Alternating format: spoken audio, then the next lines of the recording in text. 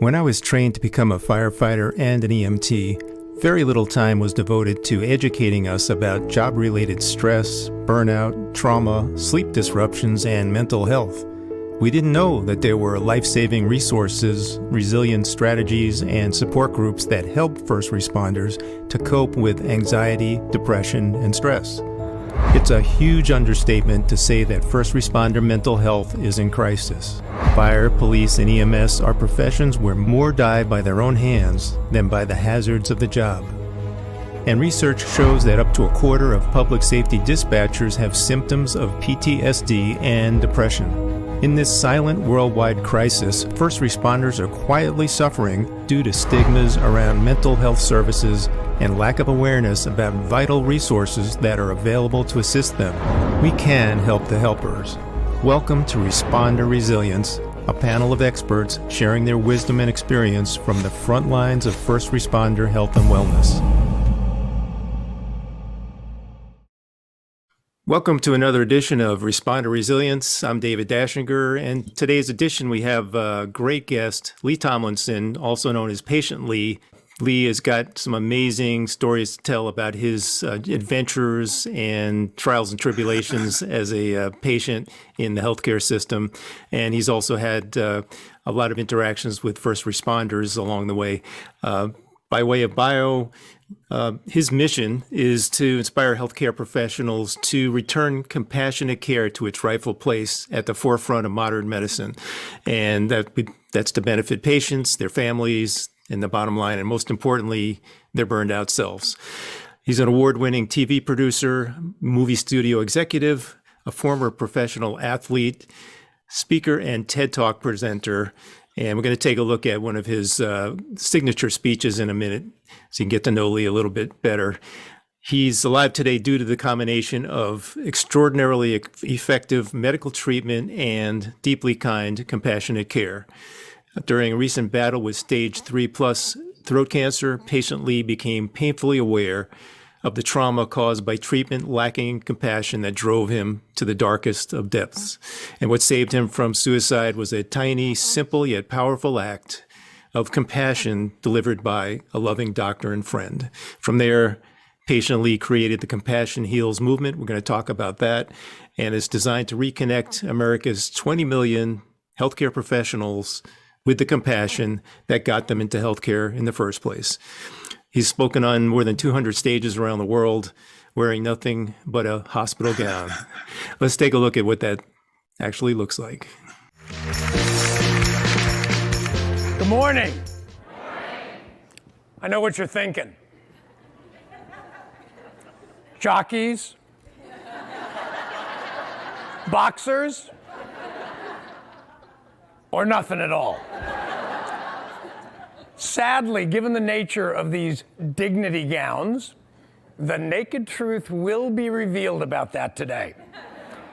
But I wear it for a very specific reason, and that is simply this. I want to share with you the extraordinary miracles that can occur in it when kindness, caring, and compassion are present, and the extraordinary harm that it can hide when they're not. So I'd like to welcome Lee. Lee, it's great to see you. Well, thank you. It's great to be here. I have to say, given that introduction and given my interactions over a lifetime of adrenaline-induced hospitalizations, it's good to be anywhere. But thank you. It's good to be here. Perfect. Let's jump into this. Tell us a little bit about your medical saga and how it brought you to be focused on compassion. Well, as I alluded to, I, starting at the age of 5, my sister dragged me up to the top of a staircase in our 2-story house, pointed at the bottom and said, "Prove it." Prove it. Prove what? I'm 5 years old. Prove that you either are or are not the son of Superman, as you claim, or stop talking about it because we're sick of the story. And in that moment, I learned a couple of very valuable lessons, and it started me on a path that, has been very interesting to say the least. But I realized, number one, never trust my sister. And number two, this thing called adrenaline, which I then found out about, is extraordinary addiction. And I want you to know that I didn't jump. I dove head first, no joke, because I am Superman's son, and I flew. I remember seeing, my parents are artists, all the paintings going by. Anyway, my landing, not so great. I landed on the top of my head, the tips of my fingers, and woke up the next morning with my mother sitting by my side, weeping with her hand on my arm, something that she did with ridiculous regularity for the rest of her 93 years. I've been hospitalized in 6 different countries. I've broken over a dozen bones, some as many as 3 times. I've had my thumb pulled off. I've had toes amputated. I've had skin grafts, bone grafts. More infections and infectious diseases. Oh, and then there's this cancer thing, and we'll get into more detail about that. But through all of those experiences, at least the ones in the United States, as you said, I have been treated both competently. I mean, I'm alive, which is a miracle, and compassionately. But if I had $1 for every time that a first responder EMT rescued me from a car accident, a biking accident, a skiing accident, you name it, I'd be rich. So I just want to make clear to your listeners, I'm alive today because of you and because of the brave, hard work that you do. I salute you. I'm glad you do it. I could never do it in a million years. I haven't the brains or the stomach for it, but I am alive today because of your glorious work. So thank you for that. So my life has been, one accident after another. In between, I've been a professional athlete, a movie studio owner, award-winning producer. And then one day on June 23rd, 2012, I went into my ENT for an allergy test because I was playing in the California State Senior Amateur Golf Championships up at Pebble Beach. And I couldn't see. My eyes were swollen. My nose was all stuffed up my ears. And I walked out 3.5 hours later with a diagnosis of stage 3, stage 4 throat cancer. I'd never smoked, never drank, I was the healthiest guy you knew. I was a marathon runner, good weight, good eating, everything. And according to my oncologist, bad luck got me the cancer. And that is the beginning of my journey to discover, not to look back at all of the compassionate experiences I had, but to really bring it to the forefront of my consciousness of the importance of compassion in healthcare and the formation of the Compassion Heals movement. That's a lot of interactions with healthcare professionals and first responders, and way too many for anybody. You're a definitive expert for sure. So, given all that, I know you've done some research. What are the stats? Like, what kind of research and statistics are out there on how compassion figures into treatment? Well, people have always thought, there are, as far back as Hippocrates said that a healer, and he defined a healer as anybody who has as their purpose relieving the pain of another. He said they only have 3 jobs. 1, treat often, part-time, cure sometimes, part-time, and comfort always. And that comfort part is the definition of compassion, which is, I see your pain and I want to do anything that I can do to help relieve it. So it is that is, the basis of the Compassion Heals movement, is to inspire that. It's rapidly disappearing. 50% of people today patients say they experience 0 compassion, and it has now been scientifically proved beyond any shadow of a doubt that the healing power of compassion is absolutely mandatory, essential for the best, quickest outcome for patients.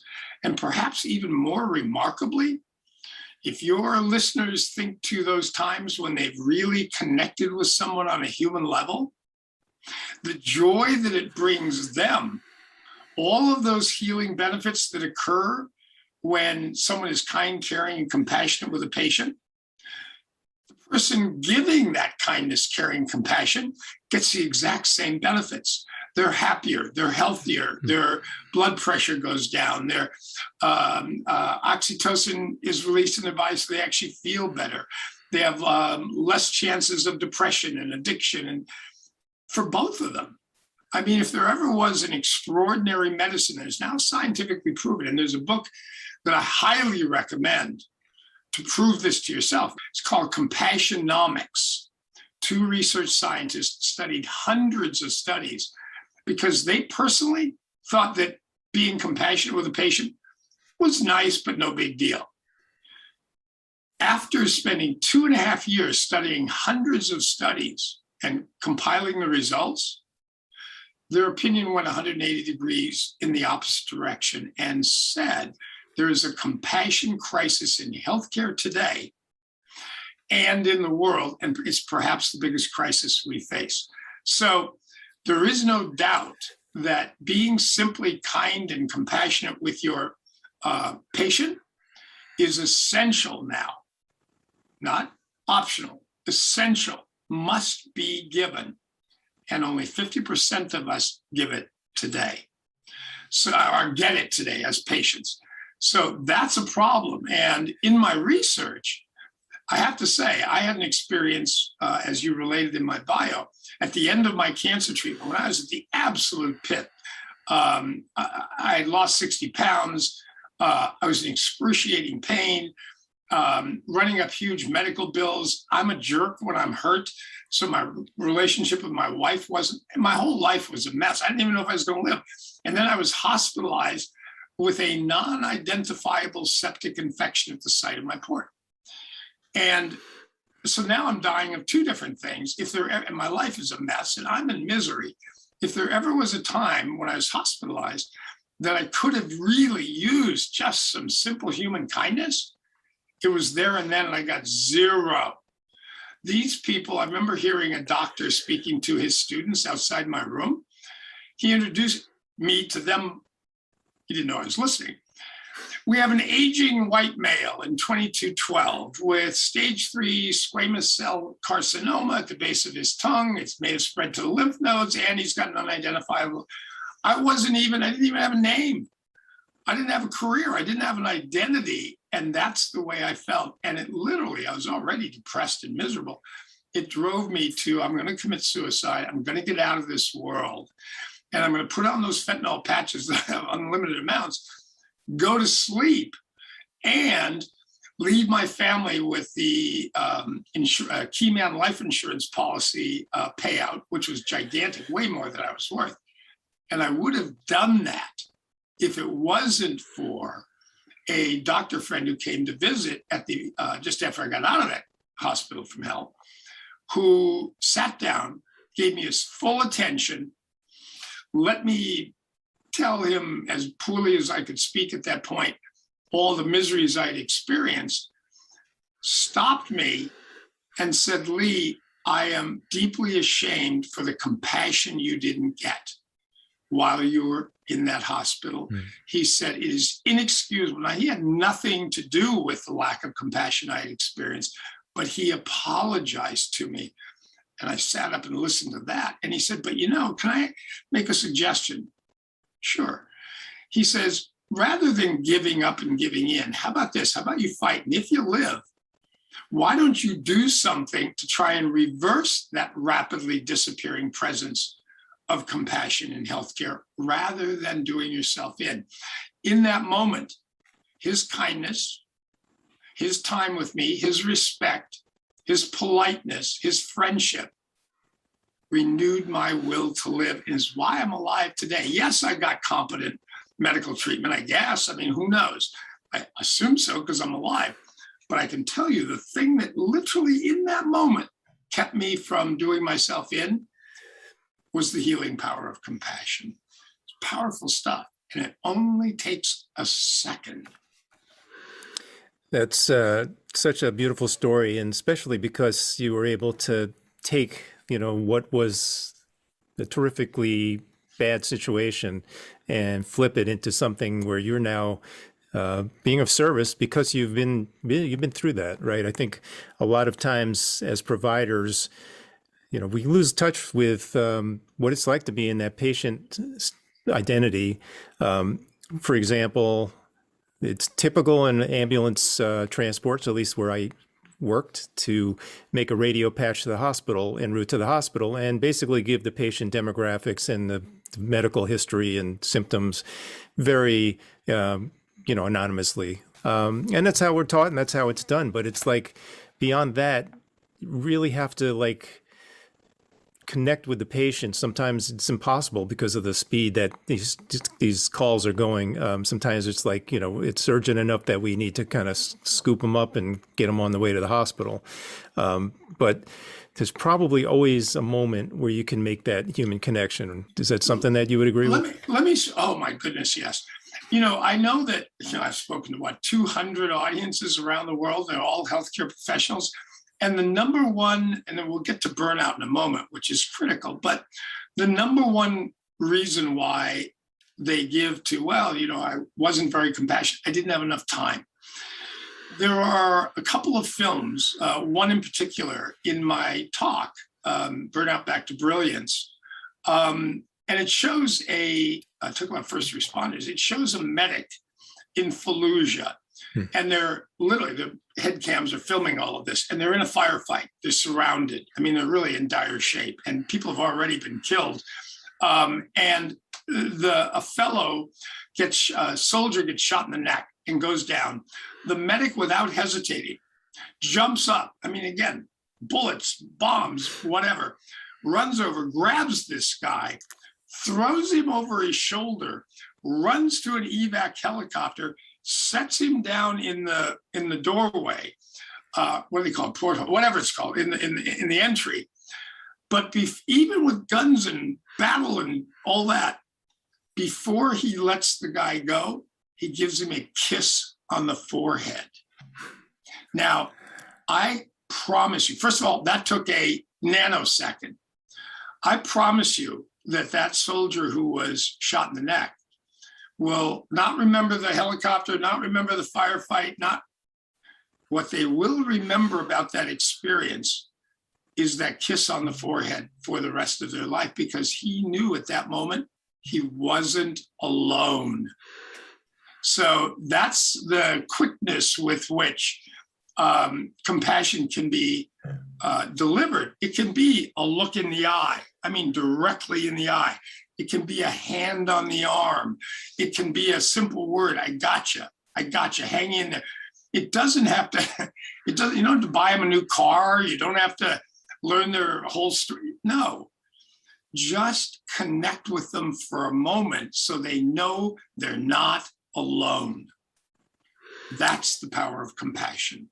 That's great. And these practical tips are huge because, we forget sometimes to do these things. We want to do a good job. We're, sometimes caught up in doing that job and forget the patient's needs or at least their emotional, spiritual needs in the moment. Because I've also heard it mentioned that even how we interact with them in their space is important. Not, for instance, again, in the ambulance, sometimes multiple diagnostics are happening, IVs getting started, maybe a treatment's getting started. Yeah. And there can be 3, 4, EMTs and medics working around a patient simultaneously, which can be overwhelming, I suppose, if you're in the patient situation. And trust me, it is. But go ahead. So, no, just going to say, do you have any thoughts about that in terms of space and sort of lack of human contact when people are, the medical providers are completely consumed with the science and the skills of what they're doing? Well, and again, I say this with all humility. I'm not in your shoes. I could never do that job in a million trillion years. But what I do know is that when you make that connection, it has enormous medical, emotional, spiritual, mental benefits for your patient. So it's not a question of either or. Science now tells it, I can't emphasize this enough, you must connect with that patient on a human level to give them all of those benefits. So again, it can be, if you know his name, address him by his name or her name. Use the, Mrs. Tomlinson or Mr. Smith or Joe or whatever it is. so they know that you're treating them, not, an anonymous human being. A touch, eye contact, the tone of voice. Just again, every now and again, check in with them. I understand you got a job to do and it's saving their life. And you're grateful for that, but they're terrified. We are never, ever, ever. I don't care, if it's not life-threatening, we don't know that. What we know is we're in excruciating pain as patients. Mm-hmm. All we want to know is we're not fighting this battle alone, that you're not treating us like a piece of meat, like those people in that hospital did to me. Because if we don't think that if we don't think you're connected with us, not any, but us, 100%, we're terrified because we don't know where your mind is. So every now and again, check in with us, give a touch, give an arm. How you doing? And again, I know it's difficult. You got a lot of stuff going on. You're trying to save a life. I get it. But again, that kiss took what? A nanosecond? A touch, a kiss, a word. How you doing, Mr. Friedefram? It's simple stuff like that. It's more intention than it is action. But you do need to take action to express. What I know is you're wanting to take away their pain. That's why you got into that business in the first place. Well, make sure they know that by connecting with them on a human level. Beautiful. We're going to take a quick break, and we'll be back in about a minute with Lee Tomlinson. Our mission at Responder Wellness, Inc. is to subsidize or provide free of charge safety equipment and wellness services to first responders, including police officers, firefighters, EMS personnel, and 911 operators throughout Connecticut. Resources include scholarships to train new EMTs, a responder and veteran-only AA group in Danbury, Connecticut, as well as police vests, a fire and EMS boot program, yoga classes, gym memberships, and T-shirts. The founder of Responder Wellness, Inc. co-leads a peer support group sponsored by Fairfield County Trauma Response Team. Responder Wellness, Inc. is a nonprofit 501c3. Find us on the web at responderwellness.org, on Facebook at Responder Wellness, Inc., or email us responderwellness@gmail.com. Responder Wellness, Inc., putting responders first. Welcome back. We're talking with Lee Tomlinson, who is the originator of the Compassion Heals movement. We were going to touch on burnout and how does that relate to compassion fatigue and healthcare providers, first responders. What are your thoughts on that? Well, I have to say, when I got out of that hospital, I was absolutely enraged at those people who had treated me so poorly. And I thought that the Compassion Heals movement, whatever it turned out to be, number one objective was to find people like that and get them out of healthcare in a hurry. And I was furious. I was raging. And then I started to do some research, and I discovered the statistic that on an average day, forget COVID, but on an average day, 60% of healthcare professionals are burned out. 60%. Now, what does that mean for a patient? Two things. One, you are less competent. When you're burned out, you make more medical errors. Well, that's not a good thing for the patient, and it certainly doesn't make you feel any better if you make a mistake that costs them an arm, a leg, or a life. But it also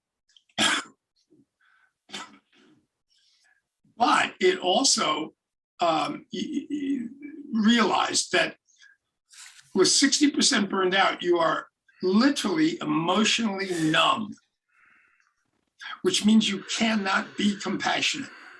So burnout is the number one reason, I believe, aside from, their organizations not supporting their health, but burnout is the number one reason for a lack of compassion in healthcare today.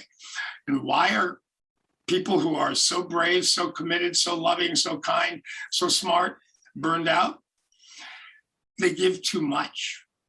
your listeners keep working and working and working, and given their personality types, until every human in the world is cured, they're going to keep working, and they don't give themselves the same love and compassion and care that they give their patients. So if there's a message today, it's self-care is not an option. It is essential. It's not selfish. It's not egotistical. It's not weak. It is, in fact, absolutely a necessity that you take care of your own health as efficiently, as thoroughly as you do assure ours as patients. You must, you must, you must, you must. You know, I used to think I was a tough guy, mountain climber. You know, I had all these everything else. I got to tell you something. When I went in for my EMT to get those allergies, I was the most burned out guy on the face of the planet. Mostly we don't know when we're burned out. I mean, that's one of the problems of it. But then I got cancer. Is that a coincidence? I don't think so. That kind of stress from burnout, not only, since you deal with patients, will harm your patients because you're insensitive and numbed, but it also kills you and your family and your colleagues and the bottom line of the organization in which your lives intersect. So I got to tell you, it's not weak to be taking care of yourself and love yourself. It is a necessity. And there's a huge ripple effect when we don't do that. And it's almost like a practice, right? To establish whatever it is you need to do. Could be sleep, diet, exercise, something that's a hobby, getting out in nature. But the burnout factor is, in my opinion, is getting more serious by the day. Hearing more first responders talk about hanging up their careers because they've just had it. Sometimes it's not purely burnout. Sometimes it's administration that they don't feel is supporting them. But that's part of burnout, though. Administrations who, I apologize for interrupting, but you couldn't be more right. There are organizations that value profit over patients, and they grind people like first responders and doctors and nurses and people in the hospital. They grind them to death. Shameful. And the net result is not only that you lose those people, doctors have the highest suicide rate of any profession in America today. The addiction rates for medical professionals is off the charts. The misery that causes is when an organization doesn't value their people as much as they do their patients and doesn't give the compassion to their people. You only can give what you get. So if you're not getting and working in a compassionate environment, when you go out to deal with patients, you are highly unlikely to be compassionate. Hurt people hurt people. It's just the way it is. It doesn't mean you're weak or stupid, but that's the way it is. So we've got two problems. One is to make sure that your listeners begin to take better care of themselves and put their needs first, then put their patients once they're healthy. And we need to work to inspire those organizations that don't value their people as much as patients, and make sure that they build a compassionate environment for those people to work in so they can stay healthy enough to be compassionate and competent with their patients. Lee, I think you're onto something really powerful here, and so grateful that you're out there speaking about it, sharing about it. And you've written a book. Can you tell us a little bit about the book and what it's about, where people can find it? Yeah, it's pretty much my, it's a bit of my life history, you know, how I sort of became a constant patient, perpetual patient. But it's mostly about my cancer experience and reveals the details of the story of how it all came about and how the Compassion Heals movement came out and what I've learned as a result of that. It's called Compassion Heals: From Self-Care to Healthcare. And self-care, you have to take care of yourself. before you can, in fact, care for people's health. So that's the title of the book. It's available on Amazon. It's also available on my website, leetomlinson.com, leetomlinson.com. But I've actually got a way for your listeners to get a book for free if they'd like. One of the things that we do in my keynotes is we do a Compassion Heals Challenge. And what it is we say, all right, you can talk about self-care, you talk about more compassion, but you got to do something to do it, or it's just talk. Got to make it real, got to bring it into the world. So given the burnout that's so persistent among your listeners, the challenge is this: for the next 7 days, once you sign up, go to my website, Compassion Heals Challenge, sign up. The agreement is you will give yourself one kind act a day on purpose for 7 straight days. And if somebody says, no, I don't want to do it, well, why not? Chances are you're burned out or close. So go to leetomlinson.com. We're not going to sell your information. We're not going to, sell you anything. Take the challenge. Every day will be in touch to inspire you to continue giving yourself those gifts. At the end of it, when you complete it, 7 days, one kind act a day, we're going to give you a digital copy of the book for free. So if you want to buy it, go to Amazon. If you want to get one for free, you've got to do 7 kind acts for yourself, but that's not a bad price. That's 2 gifts in 1 gift. So please, beautiful do it. Incentive. Take it. Yeah, and it's a very good book, easy to read, but also full of really important information. I learned a bunch of things reading the book that I hadn't known before. At least, they opened my eyes to other aspects of the patient-provider relationship and how that can really be improved and how it's not that difficult to change. Yes. And I know you're also working on a documentary. Tell us a little bit about that. Yeah, well, I mean, my mission, as big as it is to reach all 20 plus million healthcare workers in America with my message about the necessity of providing compassion for yourself and your patients. The only way I'm going to reach all 20 million of them, I've done 200 keynotes. That doesn't even get me close. The book is going to get me closer. But I realized that we need to put it into a visual medium so that we can literally distribute it to every man, woman, and child in healthcare. So we are working on a feature-length documentary series and are securing corporate partners who want to help us produce it and distribute it, not only to healthcare workers. Listen, the world needs more compassion right now, in case you've read the newspapers lately. So we're trying to get people to get beyond the immediate issues facing them and realize, let's be human, let's be kind. If only to our neighbors, friends, and family, fine, but let's do it. It is healing in and outside of healthcare.